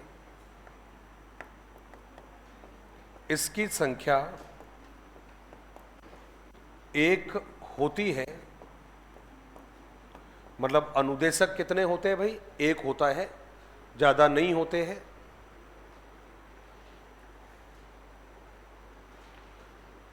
आगे चले आप लोग। पहले 3 में टीचर ही होते हैं भाई। पहले 3 जो मेंबर है वो कौन होंगे? टीचर ही होंगे। अनुदेशक भी टीचर, अध्यक्ष भी टीचर और विषय के विशेषज्ञ भी टीचर। ये आपको ध्यान रखना है। नेक्स्ट लिखेंगे और उसमें लिखेंगे अध्यक्ष। सेकंड रहेगा अध्यक्ष। पहला था अनुदेशक, दूसरा था अध्यक्ष और इसमें हम लोगों ने लिखा है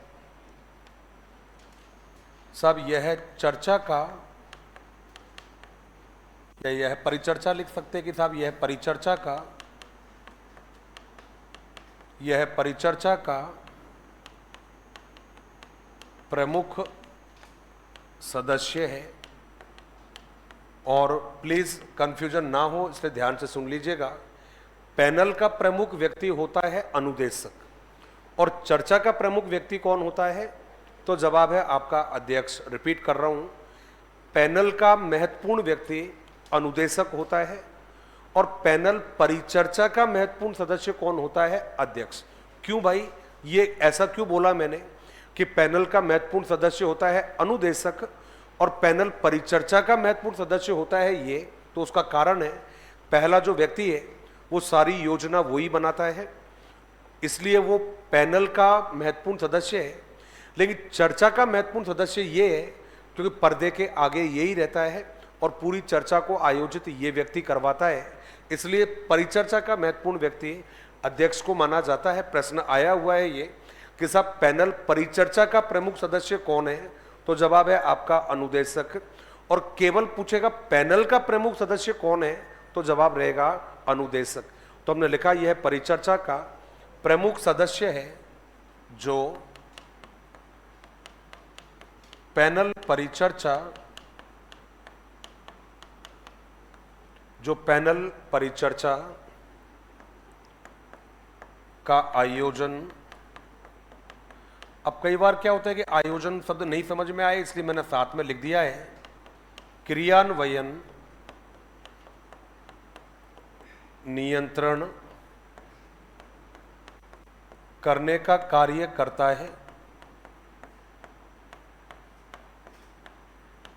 यह आपका जवाब दे दिया है। आयोजन, क्रियान्वयन, नियंत्रण करने का कार्य करता है।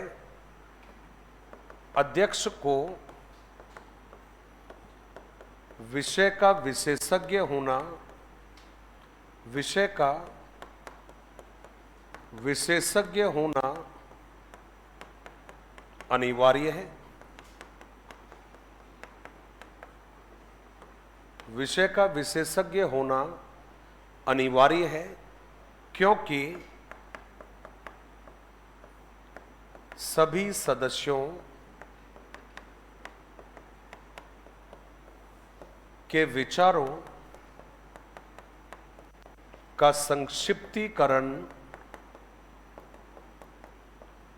संक्षिप्तीकरण यही प्रस्तुत करता है।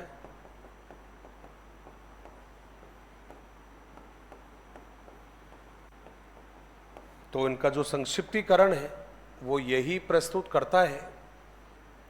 ये हमने जवाब दिया है। नेक्स्ट लिखेंगे यह सभी की भागीदारी को समान रूप से सुनिश्चित करता है।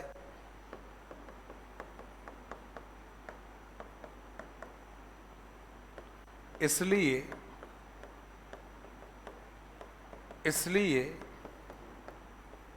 इसे लोकतांत्रिक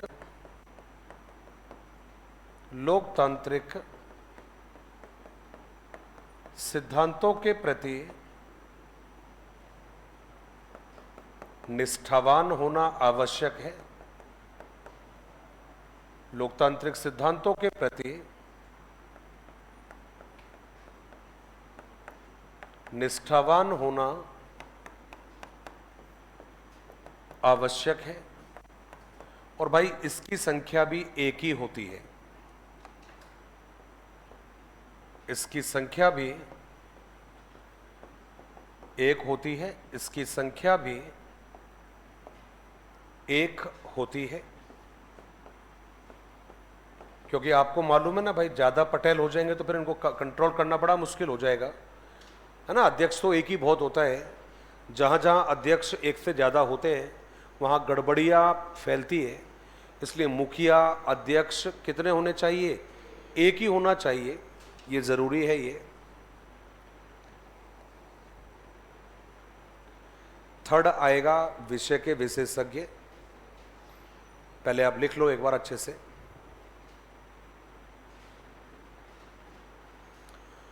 गुरुदेव प्रश्न लिखवा दिया करे। ऐसा नहीं है गुरुदेव, मैं तो आपसे कह रहा हूं कि मैं तो प्रश्न लिखता भी हूं लेकिन प्रश्न को बोलता जरूर हूं। अब प्रश्न को लिखना तो किसको पड़ेगा? वो तो आपको ही लिखना पड़ेगा। मैं तो एक ही प्रश्न को दो तीन तीन बार बोलता हूं ताकि आप लिख लो। उल्टा मैं तो इनडायरेक्टली मोटिवेट करता हूं लिख लो। लेकिन आप कई लोग लिखते हैं, मैं देखता हूं कई लोग लिखते हैं प्रश्न को जब बोलता हूं, और कई लोग आराम से बैठे हुए कि गुरु आप जो भी बोलोगे वो हमें सब कुछ याद हो जाएगा, आप घबराओ मत।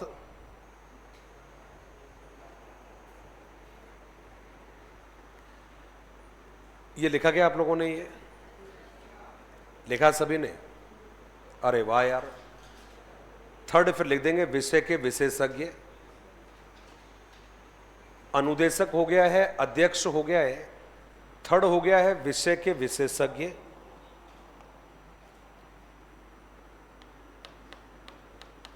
और विषय के विशेषज्ञ का मतलब है ये वो लोग होते हैं जो परिचर्चा करते हैं, चर्चा करते हैं, इसलिए इनको क्या नाम दे दिया है, विषय के विशेषज्ञ।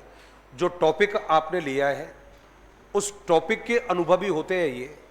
जो प्रॉब्लम आपने ली है उस प्रॉब्लम के जानकार होते हैं। जैसे आप लोगों ने टेलीविजन पर देखा होगा, शाम को पैनल डिस्कशन ही तो होता है। ये पैनल डिस्कशन ही होता है।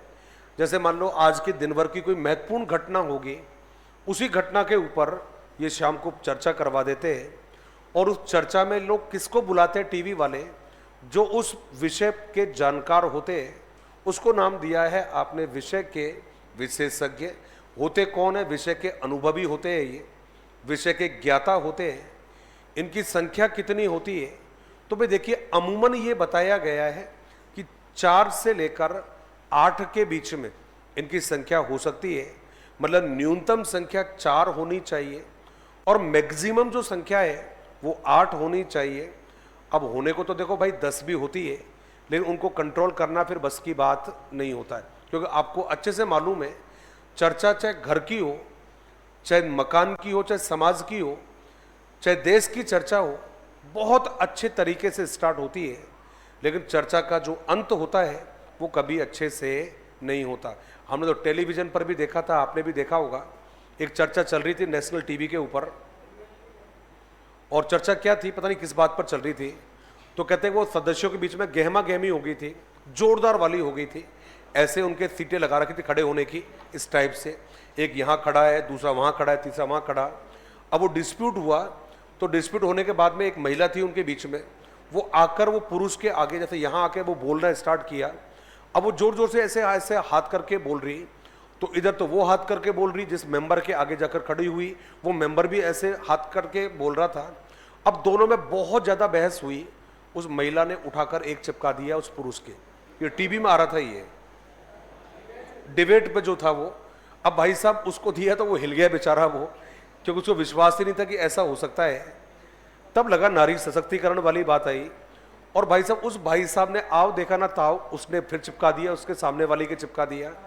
अब आप मुझे बताइए, यही कारण है कि चर्चा कहीं पर भी क्यों ना आयोजित हो, लेकिन मेंबर उतने ही रखिए जिनको कंट्रोल आसानी से किया जा सके। यही कारण है उस घटना की बड़ी आलोचना हुई। तो कभी टीवी पर देखना आप लोग, अब जब कभी टाइम मिले आप लोगों को, कई बार जब चर्चा होती है तो बीच में ही चर्चा का जो अनुदेशक होता है वो चर्चा को बंद करवा देता है, ऐड आ जाता है अपने बीच में। तो वो जो ऐड आता है उस बीच में वो लात घूसे चला चुके होते हैं, फिर दोबारा उनको समझाकर बैठा दिया जाता है, फिर दोबारा वो चर्चा स्टार्ट हो जाती है। इसलिए हमने कहा कि विषय के जो विशेषज्ञ हैं इसके बारे में एक लाइन लिखी है कि साहब ये अपने अपने विषय,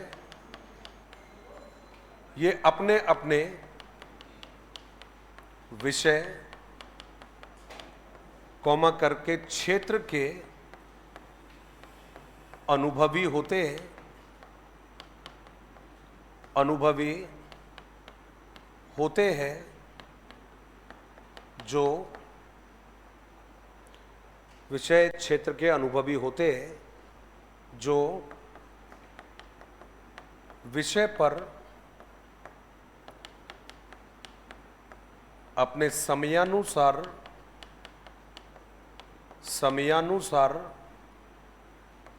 प्रस्तुति करते हैं या प्रस्तुति देते हैं। इनकी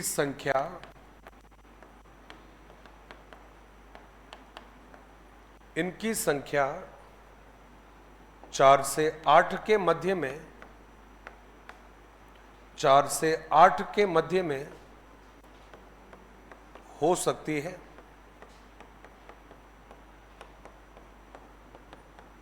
चार से 8 के मध्य में हो सकती है।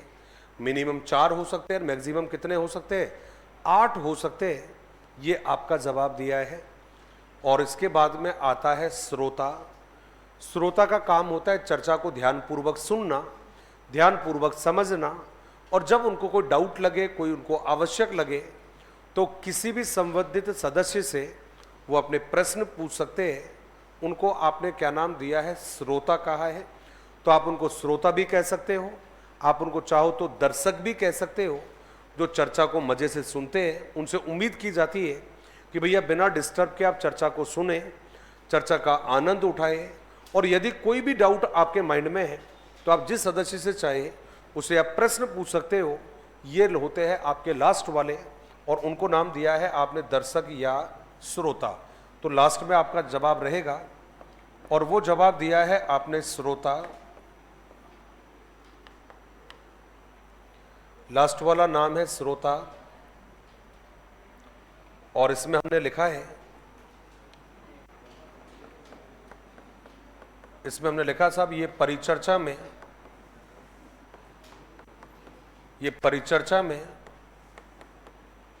दर्शक के रूप में होते हैं। ये परिचर्चा में दर्शक के रूप में होते हैं जो चर्चा को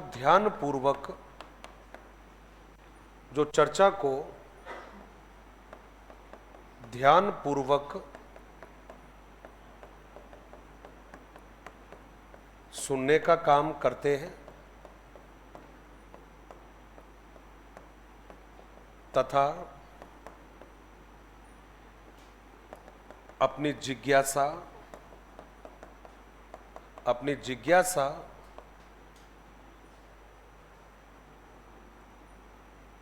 कॉमा करके लिख सकते हो, अपनी जिज्ञासा कॉमा प्रश्नों को संबंधित सदस्य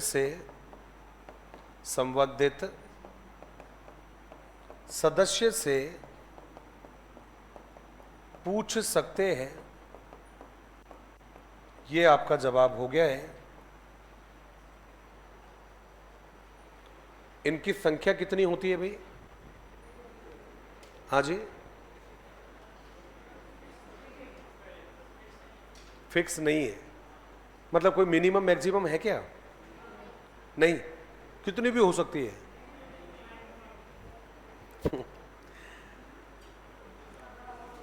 कुछ टाइम पहले एक चैनल से एक पत्रकार को अलग किया था। मैं जो कह रहा हूं तो वो वहां तक आप नहीं पहुंच पाओगे, तो इसलिए अंदाजा भी मत लगाना। एक चैनल वाले ने एक चैनल से एक रिपोर्टर को अलग कर दिया। उसने मुंबई जाकर एक नया चैनल ज्वाइन कर लिया, नया स्टार्ट हुआ था। और वो जो रिपोर्टर था जिसको निकाला था, उसको देखकर ये लगता था कि यार ये रिपोर्टर है या लड़ने वाला है। ये लड़ता था जोर जोर से, ऐसा लग रहा था सामने वाले को दबोचने ही वाला है ये। तो उसका चैनल नया स्टार्ट हुआ, और जब चैनल नया स्टार्ट हुआ तो मार्केट में उस चैनल की टीआरपी बहुत ज़्यादा बढ़ी। अब टीआरपी बढ़ी, इसका मतलब लोकप्रियता बढ़ी। अब ये सबके लिए बड़ा आश्चर्य का विषय था ये कि इतने कम समय में कोई भी चैनल भला इतनी ज़्यादा ग्रोथ कैसे कर सकता है। तो मालूम चला, तो लोगों को बड़ा आश्चर्य हुआ। उस चैनल वाली कंपनी ने झुग्गी झोपड़ियों में जा जाकर लोगों को टीवियां बांटी थी। क्या बांटी थी? टीवियां बांटी थी, और उनको पैसे भी दिए थे लाइट के बिल के लिए। और क्या कहा था कि आप चाहे सो रहे हो, चाहे रात को जाग रहे हो, चाहे आप काम पर जा रहे हो, चाहे संडास में बैठे हो, आपको ये टीवी बंद करना ही नहीं है, बस उस चैनल को लगाकर बैठे रहना है। आप समझ गए उसकी कहानी का मतलब क्या है, टीआरपी कैसे बढ़ाई जाती है। इसका मतलब हुआ कि चर्चा वो सफल मानी जाती है जिसमें सुनने वालों की संख्या ज़्यादा होती है। इसलिए सदस्य संख्या कितनी भी हो सकती है, कोई फर्क नहीं पड़ता, क्योंकि आजकल चर्चाओं का ब्रॉडकास्टिंग ऑनलाइन भी करना प्रारंभ कर दिया है। यही कारण है जयपुर के रेट है, आप कितने भी व्यक्तियों को मिनिमम 500 रुपये और ऑन एवरेज 1000 रुपये देकर और दोनों टाइम का खाना देकर आप उनको कहीं पर भी ले जा सकते हो। यही कारण है जयपुर में कुछ जगह ऐसी है जहां पर हमेशा बस खड़ी रहती है और वहां के जो लोग हैं वो हमेशा बसों में सवार होते रहते हैं, 3-3 4-4 झंडियां रखते हैं। इसकी पार्टी में गए तो ये वाली झंडी निकाल ली, ये गले में डाल ली, और यदि उधर चले तो ये वाली झंडी निकाल ली। क्यों? क्योंकि परिचर्चाओं को सफल कौन बनाता है? श्रोता। वरना आप ही सोचो यार, कौन ऐसे 5 लाख लोग फालतू बैठे हैं जो अपना घर बार छोड़कर, अपना काम धंधा छोड़कर नेताजी की पार्टी में जाकर खड़े होंगे इस 40 डिग्री सेल्सियस 50 डिग्री सेल्सियस के टेम्परेचर में। तो भाई ये जुटाई जाती है ये, और ये कितने भी हो सकते हैं, जितने ज़्यादा होंगे चर्चा आपकी उतनी ही सफल मानी जाएगी। अब देखिए साहब, अवगुण जो है ऐसी विधियों के नहीं होते हैं, केवल इनकी क्वालिटी होती है, गुण होते हैं, इसलिए इनको लागू किया गया है। इसलिए आप नोट करके कुछ महत्वपूर्ण बिंदु इस विधि के बारे में लिखेंगे, और नोट करके जो आप लिखोगे उसमें पहला ही जो नाम है, ये पहला नाम हम लिखेंगे, और सबसे पहला नाम इसमें ऐड कर देना। कहते हैं साहब, यह विधि बालकों में किसी एक विषय से संबंधित व्यापक ज्ञान कॉमा करके हमने लिखा है सूचना प्रदान करती है। ये पहला जवाब हो गया है। दूसरा जवाब हमने लिखा है और उसमें लिखा है यह विधि विभिन्न समस्याओं के समाधान की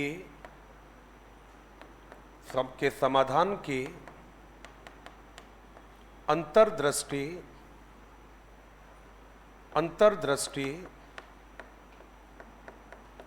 प्रदान करती है। अंतर्दृष्टि का मतलब है समझ प्रदान करती है कि हमें समस्याओं का समाधान कैसे करना है। ये आपने जवाब दिया है। अगला जवाब है, यह विधि बालकों में वक्ता, स्पीकर को कहा आप लोगों ने, वक्ता कहा आपने, फिर जवाब दिया है श्रोता। तो यह विधि बालकों में वक्ता कहा, कॉमा करके कहा श्रोता कहा, वक्ता, श्रोता, अन्वेषक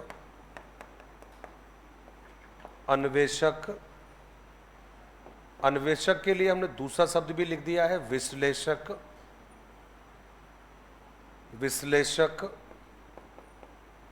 तार्किकता जैसे गुण विकसित करती है, और लास्ट जो बात कहूंगा वो केवल इतना सा है कि भाई ये बड़ी क्लासों में काम में लाई जाती है, छोटी कक्षाओं में हम इसको चाहकर भी यूज नहीं कर सकते। तो हमने लिखा है साहब, यह है उच्च कक्षाओं के लिए उपयोगी विधि है, छोटी क्लासेस के लिए काम में नहीं आती है, बड़ी क्लासों में काम आती है। ये हमने लिखा है इस विधि के बारे में। तो ओवरऑल बड़ी कमाल की विधि है ये तो आपने देखा ही है, लेकिन बड़ी क्लासों में ज़्यादा काम आती है। छोटी क्लासेस में हम इसको यूज नहीं कर सकते, क्योंकि छोटा बच्चा बेचारा एक टीचर को तो झेल नहीं पाता है, वो 4 से 8 टीचरों को कैसे झेलेगा आप खुद अंदाज लगा लीजिए। तो उनके लिए उपयोगी नहीं है, बड़ी क्लासेस के लिए ही उपयोगी होती है। ये विधि थी आपकी, जिसको आपने कहा था समूह परिचर्चा विधि। एक और आप लोगों ने नाम दिया था डेक्रोली विधि। इस विधि में व्यवस्था कौन करता है? व्यवस्था जो है वो इसका जो अनुदेशक होगा वो करता है।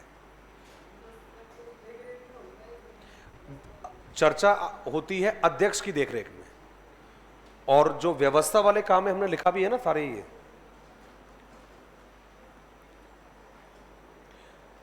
ये जो अनुदेशक है आपका, अध्यक्ष जो था ये रहा आपका।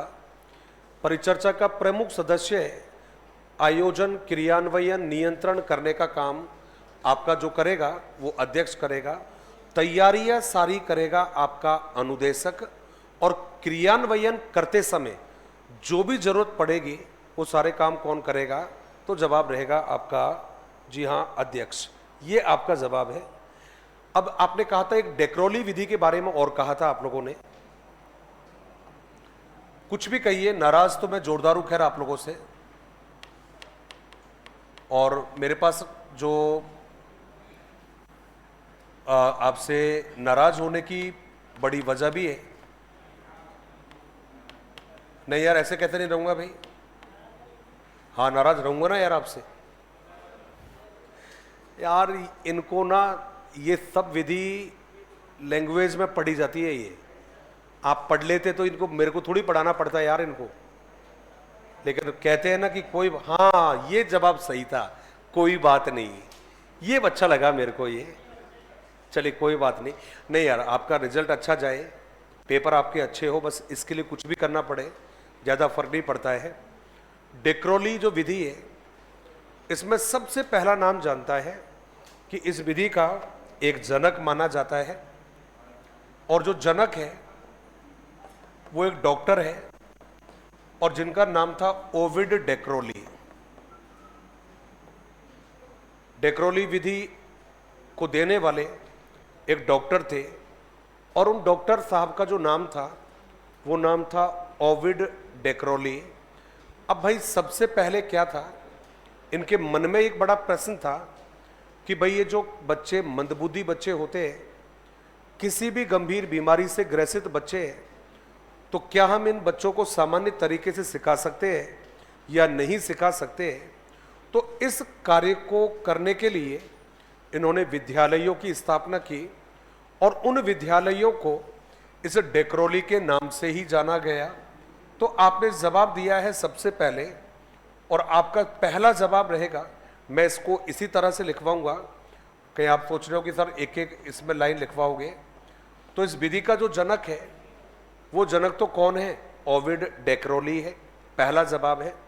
दूसरा जवाब है कि जो डेक्रोली विधि है उसमें आप कहोगे अक्षमता वाले जो बच्चे होंगे, अक्षमता वाले बालकों, सुन लो पहले एक बार, मैं छोटे छोटे पॉइंट्स ही बनाऊंगा, और लिखना भी चाहोगे तो कोई इश्यू नहीं है, आपको जैसा ठीक लगे। अक्षमता वाले बालकों की, अक्षमता वाले बालकों के लिए यह विधि विकसित की गई।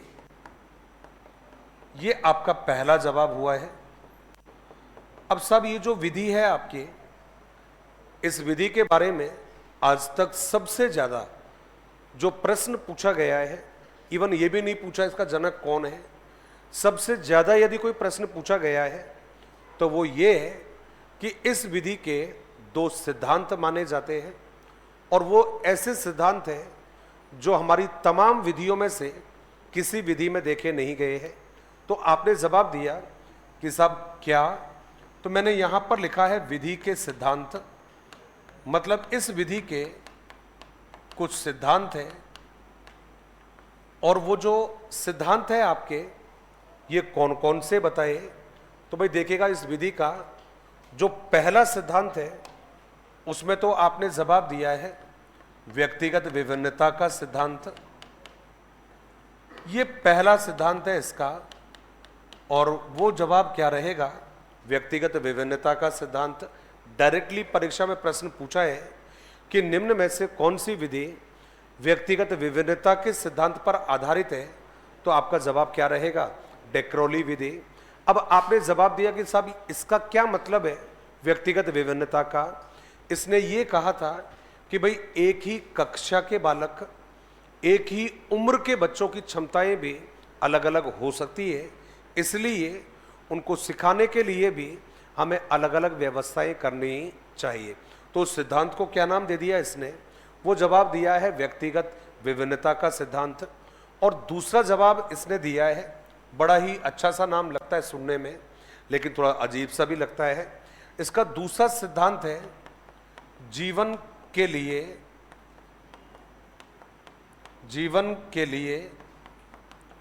जीवन के द्वारा सीखना। ये भाई इनका दूसरा सिद्धांत है। क्लियरली परीक्षा में पूछा गया है कि वह विधि कौन सी है जो जीवन के लिए, जीवन के द्वारा सीखने पर आधारित है, तो भी आपका जवाब क्या रहेगा? डेक्रोली विधि रहेगा। अब हमने यहाँ पर क्या क्या सीखा? हमने सबसे पहले देखा है कि अक्षमता वाले बच्चों की शिक्षा पर जोर देती है। ओविड डेक्रोली इस विधि के जनक माने जाते हैं। तीसरा जवाब है कि व्यक्तिगत विभिन्नताओं के सिद्धांत पर आधारित है। और सबसे ज़्यादा जरूरी है कि एक ऐसी विधि जो इस बात पर आधारित है कि साहब जीवन के लिए, जीवन के द्वारा सीखने पर आधारित मानी जाती है। अब इस विधि में होता क्या है कि बच्चों को हम कैसे सिखाएंगे? तो देखो, इस विधि में बच्चों को छोटे छोटे कार्य हम सिखाते हैं। जैसे कि हमने बच्चों को इसमें सिखाया है, और वो जवाब है आश्रय के माध्यम से। हमने बच्चों को आश्रय दिया है। इसमें आश्रय का मतलब है देखभाल करना, हम इसमें सिखाते हैं। किसी भी चीज़ की देखभाल कैसे की जाए ये हम सिखाते हैं। आश्रय के अलावा हम भोजन, और भोजन का मतलब हो गया भाई खान पान जैसी जो चीज़ें होती है, आदतें होती है, व्यवहार होते हैं, ये हम बच्चों को सिखाते हैं। तो कुल मिलाकर आश्रय, देखभाल संबंधी। दूसरा जवाब है आपने भोजन संबंधी जो गतिविधियां हैं, ये हम इस विधि के द्वारा बच्चों को सिखाते हैं, जिसके आधार पर बच्चों में कौन से गुणों का विकास किया जा सके। तो जवाब है आपका, बच्चों को हम आत्मनिर्भर जो गुण है या जो आत्मनिर्भरता है उसके गुणों का विकास कर सके। उस विधि को हमने क्या नाम दिया है? डेक्रोली विधि। तो आपको क्या याद रखना है? विधि का जनक ओविड डेक्रोली है, पहला जवाब है। अक्षमता वाले बच्चों के लिए इस विधि को इजाद किया गया, और यही कारण था कि इसके द्वारा डेक्रोली ने चैलेंज देकर कहा कि यदि आप मेरी विधि का प्रयोग कर लोगे तो जरूरी नहीं है कि अक्षमता वाले बालकों को ही इस विधि से प्रभावी रूप से सिखाया जाएगा, बल्कि जो सक्षम बालक है उन बच्चों को भी इस विधि के द्वारा सिखाया जा सकता है। दूसरा जवाब दिया कि इस विधि के दो महत्वपूर्ण सिद्धांत हैं। पहला है व्यक्तिगत विभिन्नताओं का सिद्धांत, बच्चों को उनकी क्षमताओं के अनुसार आप टास्क दीजिए। और दूसरा जवाब इसने दिया है कि भैया जीवन के लिए, जीवन के द्वारा आप सिखाइए। ये जो सिद्धांत है व्यक्तिगत विभिन्नताओं का, इस व्यक्तिगत विभिन्नताओं के सिद्धांत से एक व्यक्ति बड़ा प्रभावित हुआ, और उस व्यक्ति का नाम आप बताओगे या मैं बताऊं? मैं बताऊंगा तो प्रश्न बताऊंगा, आंसर आप दोगे, और यदि आंसर मैं बताऊंगा तो प्रश्न आप दोगे। बोलो क्या ख्याल है? प्रश्न बोल दूं, फिर मैं आंसर नहीं दूंगा लेकिन। और बेटा तूने आंसर ऑप्शन देने के बाद में भी आंसर नहीं दिया ना, तो अच्छा दे दोगे? हाँ, 5 दूं, 5 ऑप्शन दूं?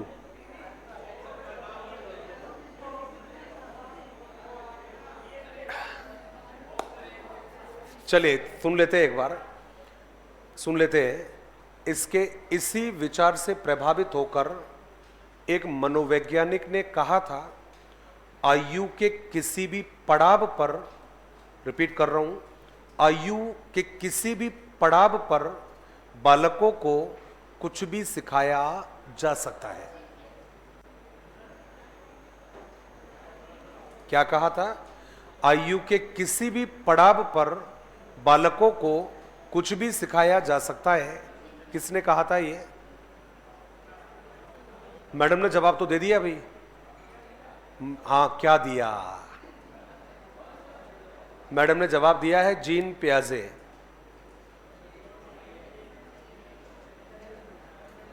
चलो पहले इनको लिख लेते हैं, टाइम हो रहा है, एक बार फिर बात करें।